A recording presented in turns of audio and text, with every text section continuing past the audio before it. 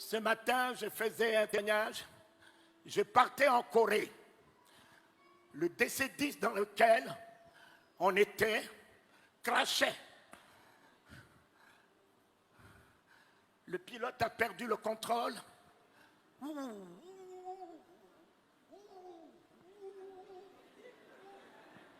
On entend dans l'avion, je vous salue Marie, je vous salue Marie, je vous salue Marie. Des prières partout. Les hôtels, tout le monde par terre. Un petit sommeil m'a pris. Et ce petit sommeil m'a permis de voir un ange debout sous l'avion, tenant l'avion par un seul doigt.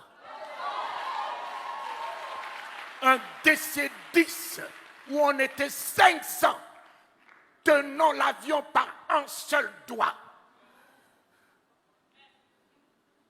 Un autre ange sur l'avion, il a déployé ses ailes, assurant la sécurité de l'avion. Je me réveille et je chante. À toi la gloire, ô ressuscité, à toi la victoire pour l'éternité. À toi la gloire, ô ressuscité. À toi la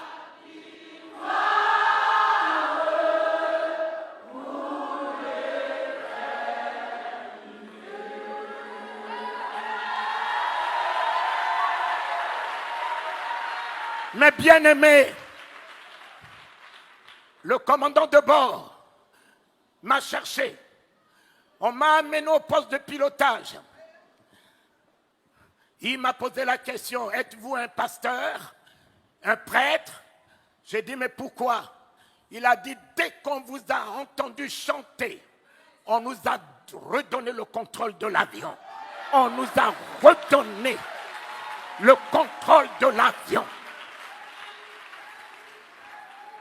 Mon ami, pour un seul juste,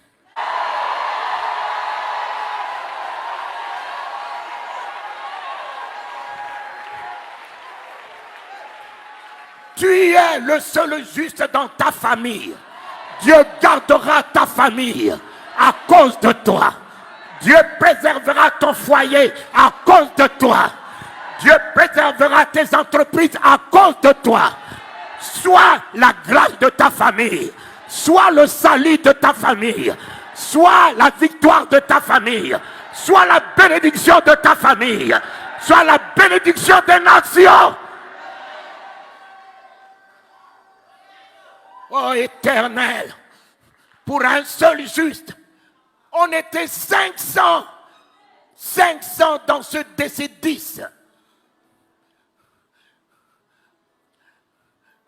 Et ils m'ont retenu par peur dans la cabine.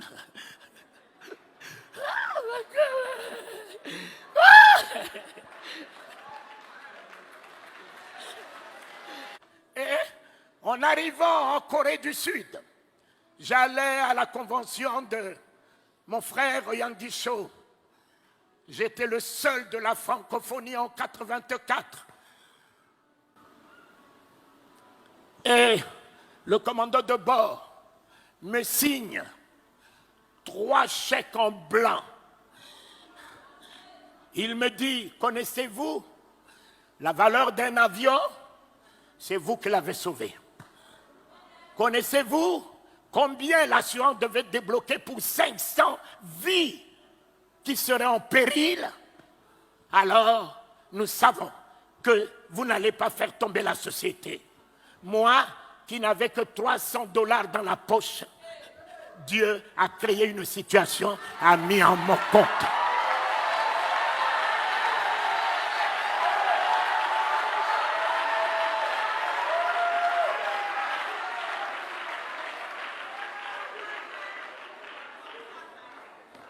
Dieu a créé une certaines situations, il fait concourir toutes choses à notre bien. La seule chose que vous devez réaliser ce matin, ne craignez rien. Ne craignez rien. Ne craignez rien. Ils sont tous des riens. Papa, le sida est rien. Le cancer est rien. L'hypertension est rien. Satan est rien. Les ennemis, rien.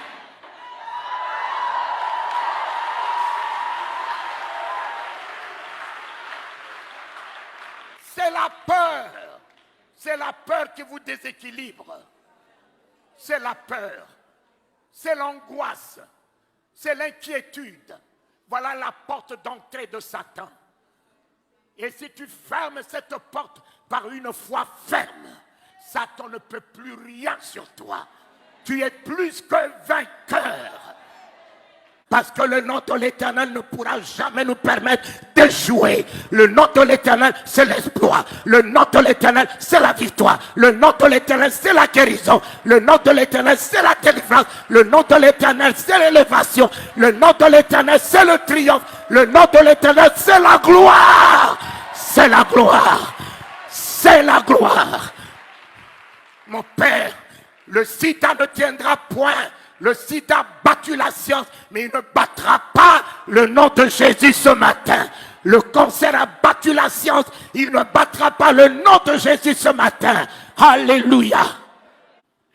L'homme qui atteint son apogée face à la mort.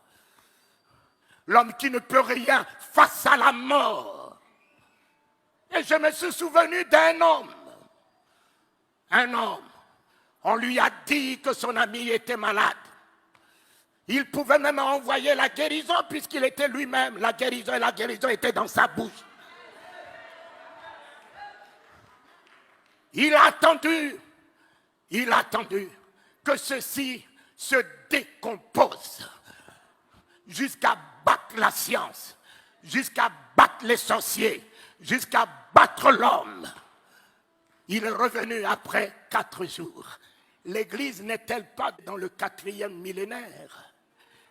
Quelle que soit la déconfiture de l'Église, il revient pour son Église.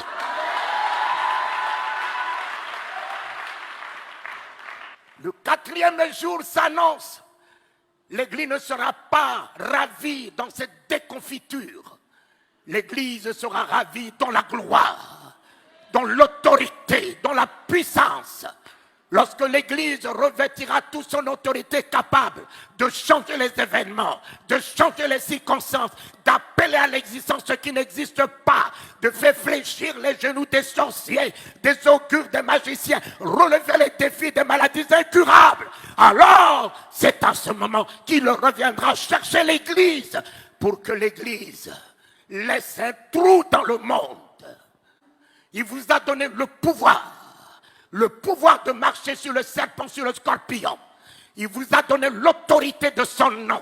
Il vous a donné la puissance du Saint-Esprit. Il est en vous, il est avec vous. Ce n'est plus lui. C'est à vous de vous lever et dire, nous relevons le défi. Nous changeons les événements. Nous changeons les circonstances. C'est ce que Dieu attend de l'Église.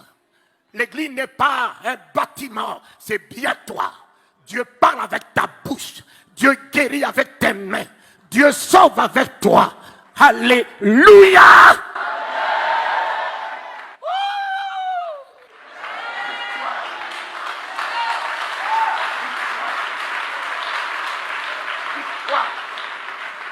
Victoire! Victoire! Un homme est venu au chevet de son ami. Il n'avait que la parole. Marthe, montrez-moi là où vous l'avez mis. Seigneur, ne va pas là-bas, il est pourri. Lazare dort. Lazare dort. Quel langage! Quel langage! Nous étions là. Nous l'avons vu mourir. Quel est le genre de ce prophète? Il n'était pas là.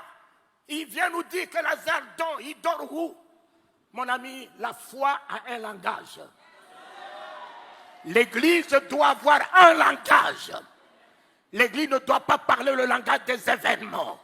L'Église ne doit pas parler le langage des circonstances.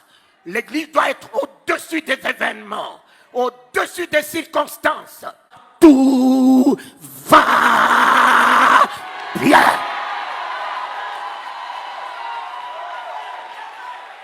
Mon fils, l'Éternel est notre victoire, papa.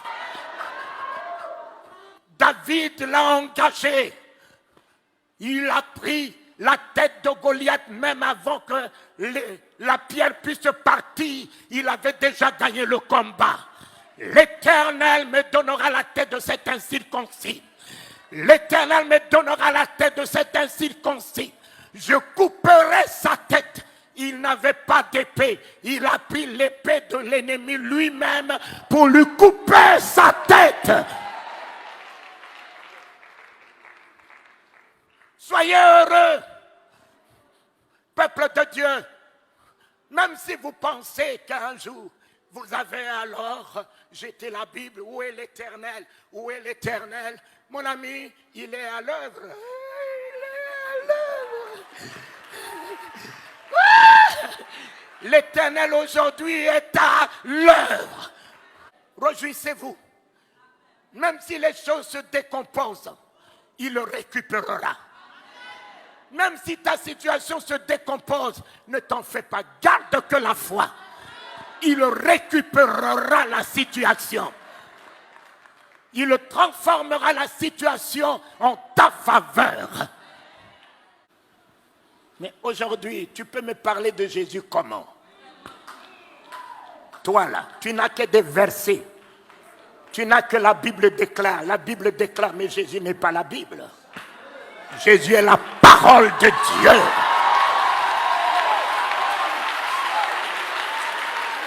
Jésus n'est pas la Bible. Jésus n'est pas la Bible. La Bible déclare quoi? Déclare quoi? Jésus est la parole. La parole de Dieu est un homme. Ce n'est pas un livre que tout le monde utilise, les sorciers utilisent, les maçons utilisent. Mais Jésus n'est pas un parchemin. Il est la parole par laquelle Dieu a créé les cieux et la terre. Faite chair. Elle est venue dans ce monde, un homme. La Bible est pour la tête. Mais la parole de Dieu n'est pas pour la tête. La parole de Dieu se tient à la porte du cœur. Ils ont des grosses têtes, mais ils n'ont rien dans le cœur. Papa, ils ont des grosses têtes, des versets, des chapitres, des prophéties, de ci, de ça. Mais ils n'ont rien dans le cœur. Mon ami, le jour où la parole de Dieu rentre dans ton cœur, tu n'as plus de place pour la haine. Tu n'as plus de place pour la rancœur. Tu n'as plus de place pour la colère. Tu n'as plus de place pour l'hypocrisie. Tu n'as plus de place pour parler du mal de quelqu'un. Tu n'as plus de place pour penser du mal de quelqu'un. La parole de Dieu dans mon cœur est l'amour, est la bonté, est la générosité, est l'humilité, est la grâce, est la compassion. La parole de Dieu dans ma vie, dans mon cœur, est la vie,